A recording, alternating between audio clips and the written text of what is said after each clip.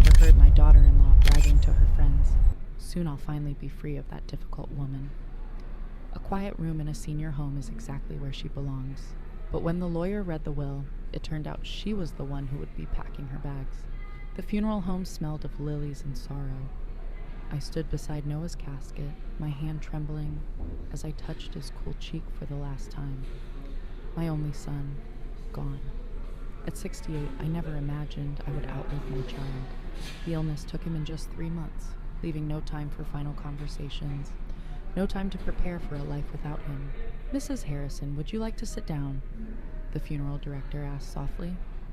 I nodded and moved to the front row, the room spinning with hushed condolences I could barely hear.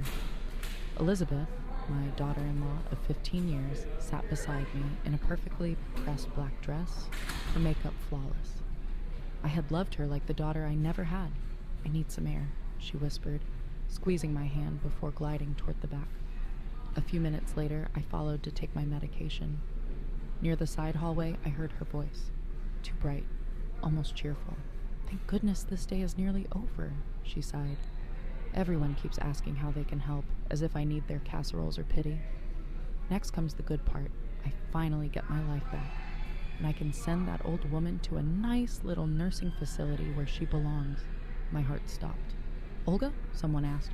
"Of course," Elizabeth said, her tone sharp. "Noah insisted she live with us after Harold died.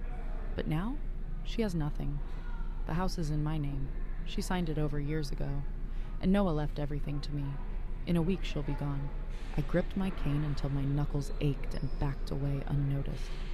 All those years I believed she cared for me. Had Noah known? Would he have stopped this? I returned to the service, head held high. Today was for my son. I would not let her see me break. Elizabeth stayed close, the perfect picture of a grieving widow, her arm linked with mine. But now I recognized the falseness in her gentle words and the impatience in her touch. As we drove home in silence, I stared out the window, letting her think she'd already won. She didn't know what Noah told me in one of our final private talks, something vital about his will. I kept my face calm, let her believe her plan was working. The surprise waiting for her would change everything. The reading of the will was set for tomorrow, but sleep refused to come. Elizabeth's words replayed in my mind like a cruel refrain. That old woman. Time to put her in a home. I lay in the guest room, 5 years under this roof, and it never felt like mine.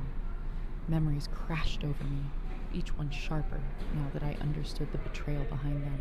8 years earlier, when Harold, my husband of 40 years, died suddenly. Noah and Elizabeth had rushed to my side. They handled every arrangement, sat with me through those first terrible nights. It was Elizabeth who suggested I sell the house Harold and I had built, the place where Noah had grown up. "Mom, it makes no sense for you to stay alone," Noah said, his arm around her. "We can invest the money so you'll never have to worry," Elizabeth added. It had sounded so loving, so logical. I sold the house and gave them the $287,000 to manage. I never asked for a statement. Why would I? They were family. From this very window, I now stared out at the manicured yard and glittering pool, paid for with my savings. The mountain cabin bought with Harold's insurance, in their names too. Elizabeth had said it was simpler for taxes. I'd believed every word. I opened an old photo album. Baby Noah, college Noah, Noah with Elizabeth on their wedding day. At their 10th anniversary party, her smile looked tight, eyes distant. Were the clues there all along?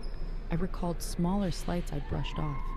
Her sighs when my arthritis slowed me, the way she scheduled family gatherings when my bridge club met, her subtle control over time with my grandchildren, Ethan and Lily.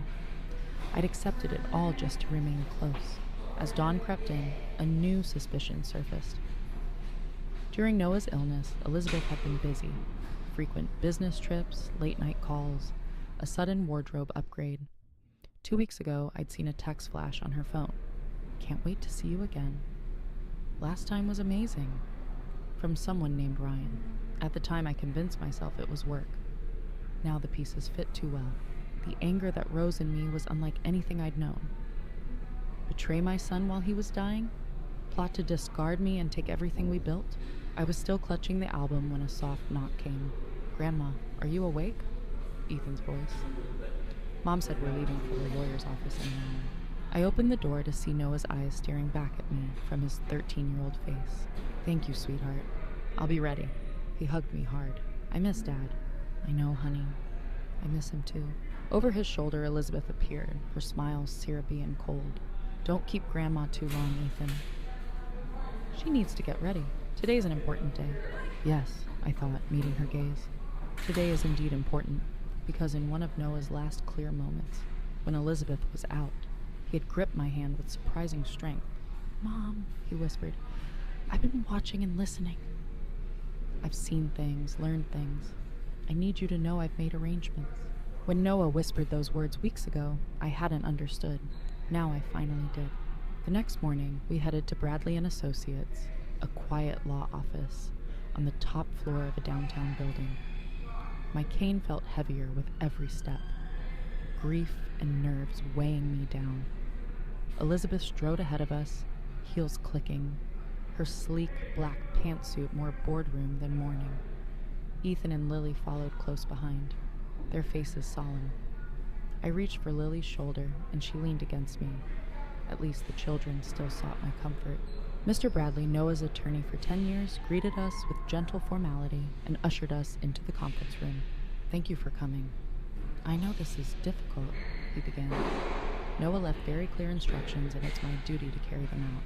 Elizabeth nodded, calm on the surface, but her fingers tapped under the table. Before I read the will, Mr. Bradley continued, you should know Noah made changes about 6 weeks ago. Elizabeth's fingers froze. Changes? He never mentioned that, she said, voice a pitch higher. Mr. Bradley glanced at her over his glasses. He came to see me privately. He began with the properties. The family residence at 1742 Maple Avenue and the vacation home at Lake Tahoe will be placed in a family trust, with Olga Harrison named trustee. Olga has the right to live in either property for the rest of her life. After her passing, both go to Ethan and Lily to share equally. Elizabeth's face lost all color. That's impossible. Those houses are in my name. Not exactly, Mr. Bradley replied. 3 years ago, Noah transferred his interest in the main house to the trust, documents you signed, and the Tahoe property was purchased directly into the trust. I remembered signing those papers, Noah calling it routine estate planning, Elizabeth rolling her eyes at the time. Had Noah suspected even then? Mr. Bradley continued. Noah's retirement accounts, totaling about $875,000, are to be divided as follows. 60% to a trust for Ethan and Lily with Olga as trustee, 20% directly to Olga, and 20% to Elizabeth. 20%? Elizabeth's voice cracked. That's all? I'm his wife. There's no mistake, Mr. Bradley said evenly. Noah was fully competent, and his doctor provided a statement confirming it. Contesting the will would be expensive and unlikely to succeed. Elizabeth shot me a look of pure accusation. You turned him against me. I stayed silent, stunned by Noah's foresight. He had protected me. Mr. Bradley cleared his throat. There's more. Noah left a sealed letter to be read if any part of the will is challenged. Shall I continue? Elizabeth sank back, jaw tight. Continue? The family business, Harrison Design Group, will also be placed in trust. 75% ownership to Ethan and Lily, managed by a board until they reach 25. The remaining 25% goes into a profit-sharing plan for current employees. Elizabeth's hands trembled. And what exactly am I supposed to live on? In addition to your share of the retirement accounts, Mr. Bradley said, Noah established a monthly allowance of $3,000 for 5 years, or until you remarry, whichever comes first. Remarry? Elizabeth gave a brittle laugh. I just lost my husband. Yes, Mr. Bradley had said the day of the will reading, his tone neutral but his eyes knowing. That's why I found Noah's mention of remarriage interesting. The days that followed felt like standing in the still eye of a hurricane. Elizabeth moved through the house with barely contained fury. Doors slamming, footsteps sharp, words clipped. When she finally cornered me in the kitchen that first night, her voice dripped with venom. "This isn't over," she hissed. "Noah was manipulated. He wasn't thinking clearly." I met her gaze. Noah was protecting his children and his mother, as he should. She gave a cold laugh. "Protecting family? Please. This is about money, my money. The life I built with Noah and you're trying to steal. I never asked him to change his will," I said quietly. "I didn't even know he had until yesterday." "Liar." She stepped closer, finger stabbing the air. "You played the helpless old lady card. Made him feel guilty. I won't let you get away with it. I'm contesting the will." And she did. 3 days later, I was served with legal papers. Elizabeth had hired Winston Green, a high-powered attorney famous for aggressive tactics. The lawsuit claimed Noah had been influenced and wasn't of sound mind when he revised his will. I called Janet Peterson, my oldest friend and a retired judge, in tears. "Janet, I don't have money for lawyers. Everything I had went into those houses." "Don't worry," Janet said firmly. "I know exactly who you need." That's how I met Marion Chen, a formidable elder law attorney who agreed to take my case for a reduced fee, payable after it was resolved. "This is financial exploitation," Marion said bluntly. "Noah saw what was happening and moved to protect you. Now we finish what he started." Elizabeth struck back immediately. "First she tried to force me out of the house while the case was pending. Marion blocked it with a temporary order. Next she worked to cut me off from the grandchildren. She needs stability right now," Elizabeth told teachers and neighbors. "Olga's mental state is concerning. She's making wild claims, turning the children against me." I'd never seen a doctor about any mental state, but the whisper spread. Ethan and Lily came home asking uneasy questions. "Grandma, are you sick?" Lily asked, worry creasing her little face.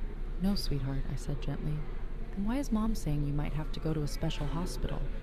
Ethan pressed, his 13-year-old eyes sharp. I chose my words carefully. "Your mom and I have different ideas about what should happen now that your dad is gone. But we both love you very much." Elizabeth appeared in the doorway, eyes narrowing. "Kids, homework," she ordered. When they left, she turned to me. "Don't fill their heads with your version of events." "I haven't told them anything," I replied. She snorted. "Just remember, no matter what that will says, I decide what's best for them." The court battle dragged on, motion after motion draining the trust meant for the children. Elizabeth was betting I'd give up before their inheritance disappeared. Then one evening I found her in Noah's office, rifling through his desk. "What are you doing?" I asked. She jumped, then glared. "This is still my house. I can look through my husband's things if I want." "You're searching for something specific," I observed. "None of your business," she snapped, slamming the drawer. Later, after she left for what she called a business dinner, likely with Ryan, the man from those suspicious messages, I entered the office myself. I didn't know what I was looking for, only that I felt Noah guiding me.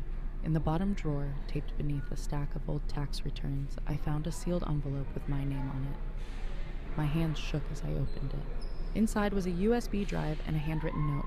"Mom, if you're reading this, things have unfolded as I feared. Elizabeth has shown her true colors. The evidence you need is on this drive. Financial records, emails, recordings. I began collecting it when I grew suspicious last year. I'm sorry I didn't tell you sooner. I wanted to protect you and secure everything legally. Then the cancer came, and I ran out of time. Know that I love you, and I'm grateful for all you've done for us. Let this help you protect yourself and the kids. Noah." With trembling fingers, I plugged the drive into my laptop. Dozens of meticulously organized documents lit up the screen, evidence that would change everything. The files on the USB drive were explosive. Bank statements proved Elizabeth had been quietly moving money from joint accounts into a private one. Emails with her lover, Ryan, stretching back 2 years, outlined their plans for her after Noah was gone. And most shocking of all were recordings, perfectly legal in our state, where Elizabeth's own voice chilled me to the bone. "Once the old woman is out of the way and Noah's gone, we'll sell everything and move to Arizona. No one will question it." I sat at my desk, tears blurring the screen, understanding at last how hard Noah had fought to protect his children and me, even while fighting cancer. The next morning, I called Marion. "I have something you need to see," I said. "It changes everything." The courtroom was smaller than I'd imagined. its intimacy somehow more intimidating. I sat beside Marion, back straight, hands folded to hide their trembling. Across the aisle, Elizabeth and her attorney, Winston Green, exuded cold precision. Elizabeth looked immaculate in a navy dress, every inch the dignified widow. She wouldn't meet my eyes. Judge Harriet Collins, a stern woman in her 60s, studied the case file. Only a few spectators filled the benches. Janet sat behind me for support. 14-year-old Ethan had insisted on attending, despite Elizabeth's objections, and the judge allowed it. This hearing addresses the petition to contest the will of Noah Harrison, Judge Collins began. Mrs. Elizabeth Harrison claims the deceased lacked capacity and was unduly influenced. Ms. Chen, you've moved to dismiss? Yes, Your Honor, Marion replied smoothly. And we've submitted new evidence that renders the contest moot. Green rose at once. Your Honor, we object. This so-called evidence was not part of discovery. It was only recently found, Marion said calmly. We followed proper procedure to admit it. Judge Collins looked over her glasses. I'll allow it. Continue, Ms. Chen. Marion faced the bench. We have documentation that Mrs. Harrison maintained a long-term affair during the decedent's illness, discussed placing her mother-in-law in a care facility against her will, and planned to liquidate family assets meant for the children and for Mrs. Olga Harrison. We also have emails and legally obtained recordings supporting these facts. A ripple of surprise swept through the room. Elizabeth's face went pale.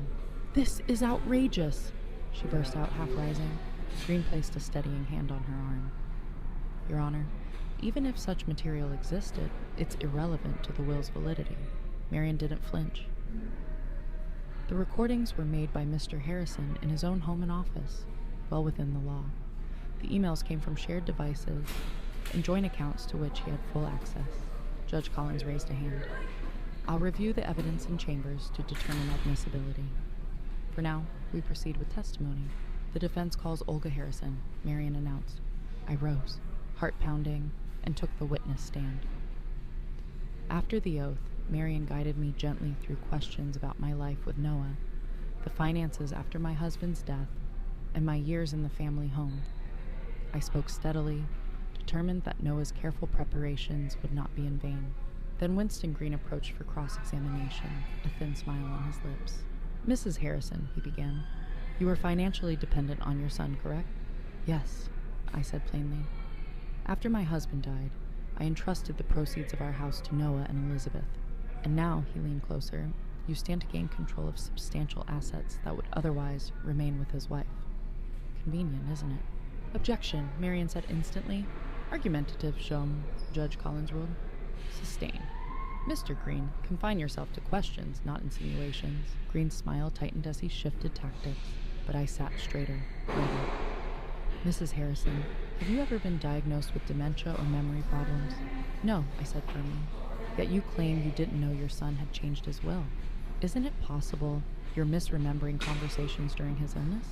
I met Mr. Green's gaze without flinching. My memory is perfectly clear. Noah told me he'd made arrangements, but not the details. He wanted to protect me from exactly this sort of confrontation. He kept probing, trying to paint me as a confused old woman who had somehow influenced her dying son. I stayed steady, truthful, and calm. Then Marion called a surprise witness. The defense calls Ryan Kendall. A tall, sandy-haired man stepped into the courtroom. Elizabeth gasped as he was sworn in, refusing to meet his eye. Mr. Kendall, Marion began, describe your relationship with Elizabeth Harrison. Ryan shifted uncomfortably. We've been involved for about 2 years. Involved how? Romantically, he admitted. We met at a real estate conference. She told me her marriage was effectively over, that she was only staying until... Until what, Mr. Kendall? Until her husband passed away. She said once that happened, we could be together openly. Elizabeth's face twisted in fury. You traitor, she shouted. Judge Collins struck her gavel. Mrs. Harrison, control yourself, or I will have you removed. Calmly, Marion continued, guiding Ryan to confirm the emails, the recordings, and their plans to move to Arizona. Plans that included selling every family asset and placing me in a care facility. By the time Winston Green rose for cross-examination, the damage was done. Ryan's testimony matched every file Noah had saved on that USB drive. From the back row, I saw Ethan's face go pale, eyes brimming with tears as he learned the truth about his mother. My heart broke for him, but he needed to know. When the hearing ended, Judge Collins announced she would review the evidence and deliver a ruling the following week. But the look she gave Elizabeth told me everything. Noah had protected us, his children and his mother, even from beyond. 2 years have passed since that day. The grief of losing Noah never fully disappears, but time has softened the edges and allowed space for joy to return. Judge Collins ruled decisively in our favor, dismissing Elizabeth's petition and upholding every part of Noah's will.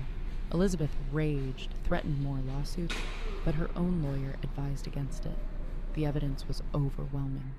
In the end, she accepted her 20% share of the retirement funds, about $175,000, and moved to Phoenix with Ryan. Last I heard, they'd already broken up. She surprised everyone by giving up custody of the children with barely a fight. I wasn't surprised. I'd seen how distant she was, more focused on appearances than their hearts. When Ethan asked to live with me, she offered little resistance. Lily hesitated at first, but soon chose to stay with her brother, rather than follow a mother she no longer trusted. The first months were the hardest. The children mourned not only their father, but the mother they thought they knew. We went to family therapy, learning to speak openly, to rebuild trust. "Why didn't Dad tell us about Mom?" Ethan asked one evening as we sat on the porch swing that had been Noah's favorite spot. "I think he wanted to protect you," I said gently. "He hoped to fix things, but then he got sick." After that, his only concern was making sure you were safe. "He saved us," Ethan said quietly. "He saved you too, Grandma." "Yes," I whispered, eyes filling. "He did. Today, we live together in the family home. I've taken the master bedroom, something Elizabeth once fought bitterly over, but which Noah's will left clearly to me. I redecorated with warmth and comfort, sweeping away the cold luxury Elizabeth preferred. The Harrison Design Group thrives under the management board Noah established. They consult me often and keep the children involved in the company they will one day inherit. To my surprise, I've learned more about architecture and design in these 2 years than I ever imagined at my age. Lily, now 12, already shows a natural talent. Noah's love and foresight still guide our lives. He protected his family completely and forever. Lily spends hours sketching houses and interiors, proudly showing me her designs. "Dad would have loved this one," she says, and I agree every time. Noah lives on in her creativity, in Ethan's steady kindness, and in countless small moments that still catch me off guard. Moments that make me smile through tears. Ethan, now 16, has grown tall and thoughtful like his father. He talks about studying business and architecture, about taking over the company someday. "I want to make Dad proud," he told me recently. "You already do," I assured him, "every single day." We use the Tahoe cabin often, filling it with new traditions while honoring the old. Last Christmas, we invited Janet and her family to join us. The house rang with laughter and warmth, exactly the kind of holiday Noah would have loved. Elizabeth still calls the children on birthdays and holidays, her voice carefully cheerful. The conversations are brief and awkward. She has never tried to visit, though the door remains legally open. The kids seem more relieved than disappointed. As for me, I found an unexpected freedom in this chapter of life. I joined a book club, picked up watercolor painting, even started seeing a kind widower named Frank, whom I met at the community garden. Nothing serious, just coffee and conversation with someone who makes me laugh, someone who sees me as a woman, not only as a grieving mother or doting grandmother. Sometimes I wish Noah could see us now, how we've healed, how strong we've become. Then I think perhaps he does. Perhaps he always knew we would be okay. The plans he made gave us more than financial stability. They gave us the space to become a true family, bound by love and choice instead of obligation. I still talk to him when I'm alone, sharing the children's achievements, the growth of the business, the quiet contentment I've discovered. "You'd be proud," I whispered to the photo on my nightstand. "You did well, son." Yesterday marked the anniversary of Noah's passing. The 3 of us visited his grave with fresh flowers and shared stories. As we walked back to the car, Ethan slipped his arm around my shoulders. You know what Dad would love most? He said. That we're happy again.